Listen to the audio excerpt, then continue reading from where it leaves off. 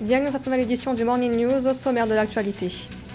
À Sao Tomé et Principe, l'opposant Carlos Villanova est élu à la tête du pays. Il remporte le scrutin avec 57% des voix face à son rival Guilherme Posser da Costa. En Guinée, l'Union africaine et la CEDEAO ont réagi après le coup d'État mené par le colonel Mamadi Doumbouya. Il condamne la prise du pouvoir par les armes et demande la libération de l'ancien président Alpha Condé. Et puis au Cameroun, une foire entrepreneuriale a fait la promotion ces 3 et 4 septembre du savoir-faire camerounais, l'occasion pour les exposants d'élargir leur clientèle.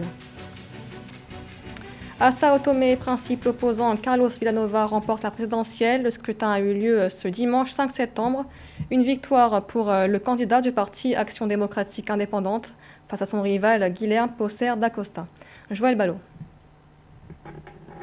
Carlos Villanova est le nouvel homme fort de Sao Tomé et Principe. D'après les résultats provisoires de la Commission électorale nationale le 6 septembre 2021, le candidat du parti d'opposition, l'Action démocratique indépendante, a remporté le scrutin présidentiel avec 57,54% des voix devant Guilherme Posser da Costa qui a obtenu 42,6% des suffrages.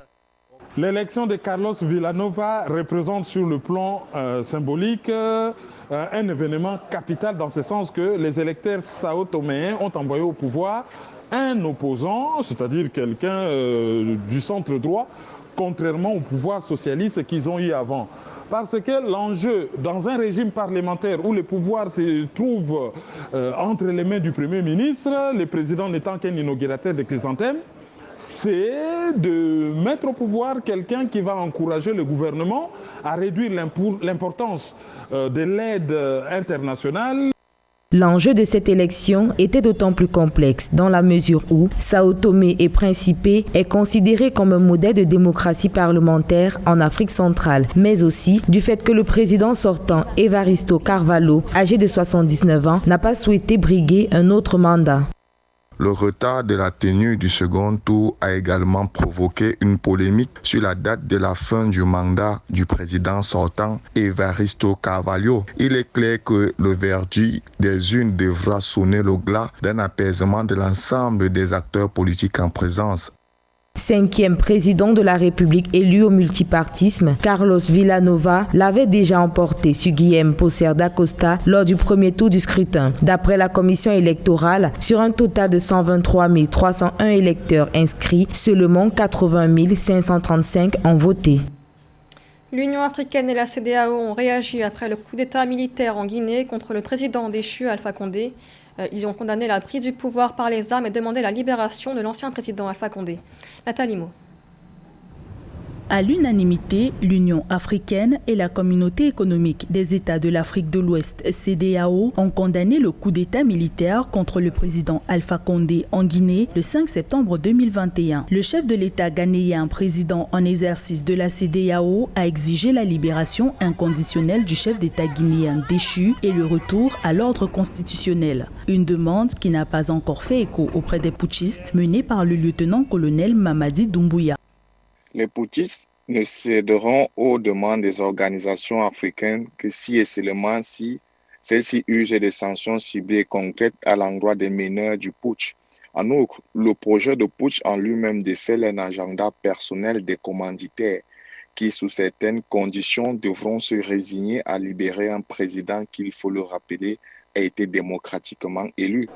Dans un communiqué conjoint, le président de l'Union africaine, Félix Tshisekedi, et celui de la commission de l'institution panafricaine, Moussa Faki Mahamat, ont invité le Conseil de paix et de sécurité de l'Union africaine à se réunir d'urgence pour examiner la situation en Guinée. Ils ont par ailleurs appelé à prendre des mesures adéquates.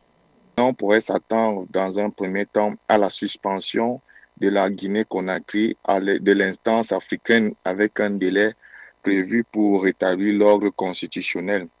Ensuite, on peut s'attendre à ce que l'Union africaine se propose comme un acteur clé dans les discussions futures en vue d'un retour au calme. Enfin, l'Union africaine pourrait soumettre un calendrier dans lequel les élections devront se tenir. L'Organisation des Nations Unies n'est pas également restée de marbre. À l'instar de plusieurs chefs d'État, son secrétaire général Antonio Guterres a exprimé sa totale désapprobation vis-à-vis de ce coup de force. Au lendemain du putsch, la junte a annoncé la réouverture des frontières aériennes et terrestres guinéennes pour des raisons économiques et humanitaires. À noter que le colonel Mamadi Doumbouya a promis la mise en place d'un gouvernement d'union nationale. Il a également assuré qu'il n'y aurait pas de chasse aux sorcières.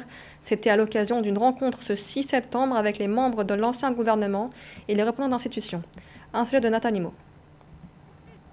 Escortés par les militaires du Comité national pour le rassemblement et le développement CNRD, ils sont sortis du palais du peuple et du gouvernement en même temps. Le gouvernement d'Ibrahima Kassory Fofana et d'autres représentants des institutions républicaines répondaient à une convocation de la junte militaire ce 6 septembre 2021. Le lieutenant-colonel Mamadi Doumbouya a annoncé la formation d'un gouvernement d'union chargé de conduire la transition.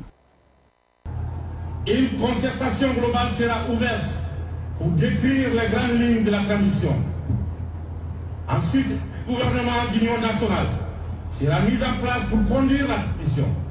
Tous les documents de voyage des membres du gouvernement dissous ont été saisis par les nouvelles autorités militaires. Une démarche qui pourrait ouvrir la voie à des poursuites contre les anciens ministres. Le chef de la junte a critiqué l'équipe gouvernementale sortante, pointant sa malgouvernance. Mais Mamadi Doumbouya a indiqué qu'il n'y aurait pas de chasse aux sorcières. Mais la justice sera la boussole qui orientera chaque citoyen guinéen.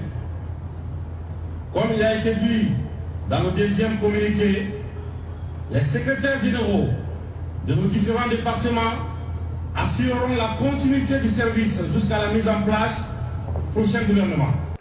Au sortir de sa rencontre avec les anciens dirigeants guinéens, le CNRD a engagé les premières passations de pouvoir. Les militaires ont commencé à remplacer les autorités civiles, notamment les gouverneurs et préfets des localités de Kankan et Labé, fief du président Alpha Condé. En Afrique du Sud, les autorités pénitentiaires ont accepté dimanche 5 septembre la mise en liberté conditionnelle de Jacob Zuma pour motif médical.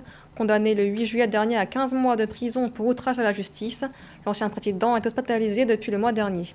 Samantha Sabirou.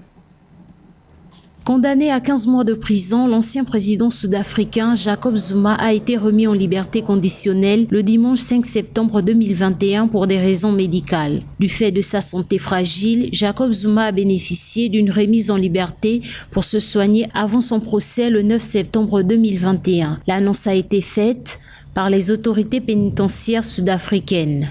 Bien que fondée sur une base sanitaire, cette décision émane sans doute d'une volonté des autorités judiciaires et pénitentiaires de juguler les tensions et violences nées au lendemain de l'incarcération de Jacob Zuma, incarcération qualifiée par ses partisans d'inconstitutionnelle. Mais il faut aussi le souligner que cette décision ne met pas fin au déboire judiciaire de l'ancien président, puisqu'il devrait répondre devant la justice sud-africaine le chef d'accusation.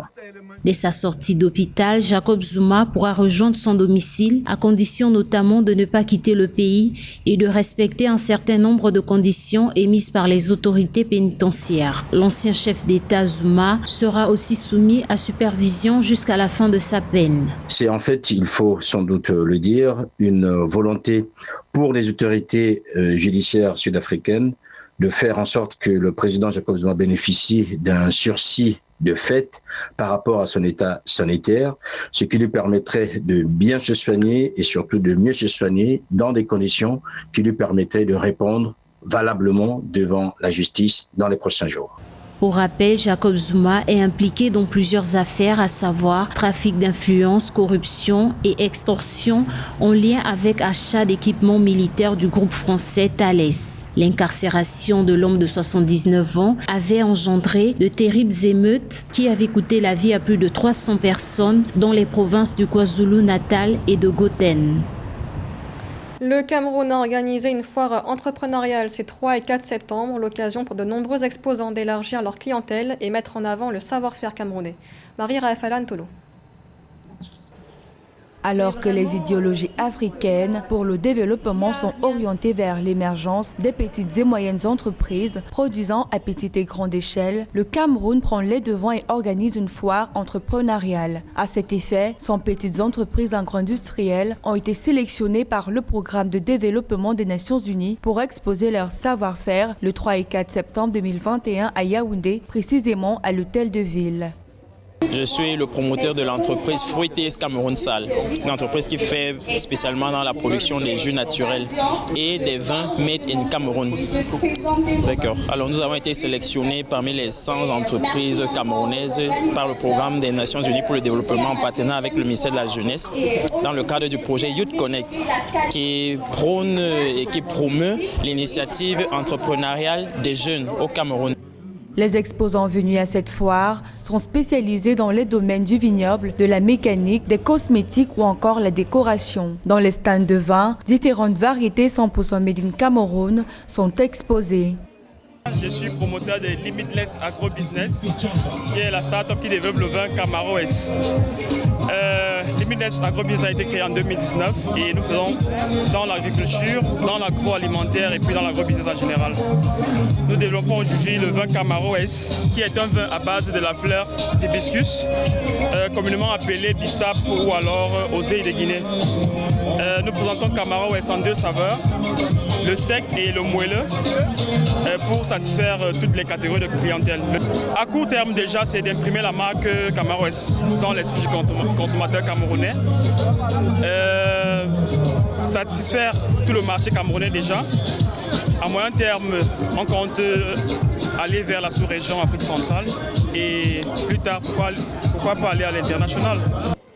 Cette foire qui se tient dans une atmosphère ambiante rassemble divers produits mettant en avant une partie du savoir-faire camerounais. Plusieurs exposants vont et viennent, marchandent dans le but d'attirer vers leur stand visiteurs. Il faut dire que c'est l'une des opportunités phares pouvant leur permettre d'augmenter leur chiffre d'affaires.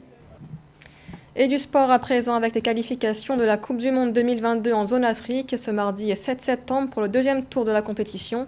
La Tunisie l'a remporté face à la Zambie avec un score de 2-0. Le Malawi a remporté 1-0 face au Mozambique et la Tanzanie remporte 3-2 face à Madagascar. Nous reviendrons dans nos prochaines éditions sur les résultats de tous les matchs joués ce mardi 7 septembre. La Tunisie remporte l'Afrobasket 2021, le championnat africain de basketball masculin qui a pris fin ce 5 septembre à Kigali, au Rwanda. L'équipe tunisienne s'est imposée face à la Côte d'Ivoire. Ils décrochent ainsi leur 3e victoire à ce championnat. Frater Dakaizenga.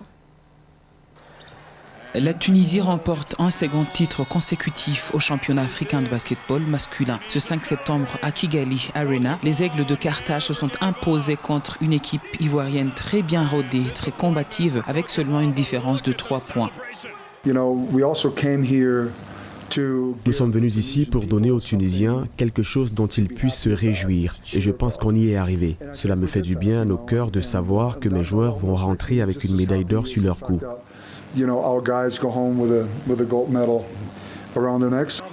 Grâce à ce triomphe, la Tunisie devient la première équipe à décrocher 2 titres consécutifs dans cette compétition depuis l'Angola en 2009. Le Tunisien Makram Ben Romdan a été désigné meilleur joueur Afrobasket 2021 après avoir guidé son pays vers un 3e sacre continental.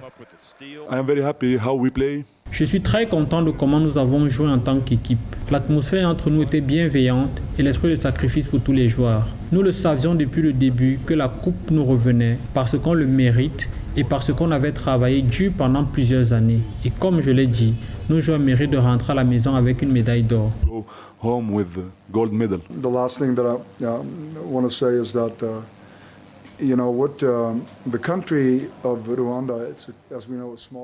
La dernière chose que j'aimerais dire, c'est de remercier le Rwanda. C'est un petit pays, mais qui a su faire face à une situation très difficile et organiser une belle compétition. Tout le monde était super gentil et accueillant, et ça, il faut le dire. From the cleaning ladies in the hotel to the volunteers here in the gym, everybody was like super nice and. Alors, c'est ainsi que s'achève cette 30e édition du championnat africain de basketball masculin. Encore une fois, c'est la Tunisie qui vient de s'imposer. C'était sa 3e fois dans 22 apparitions. Ce journal a été réalisé par l'ensemble de la rédaction. Merci de l'avoir suivi. L'information continue sur Africa 24.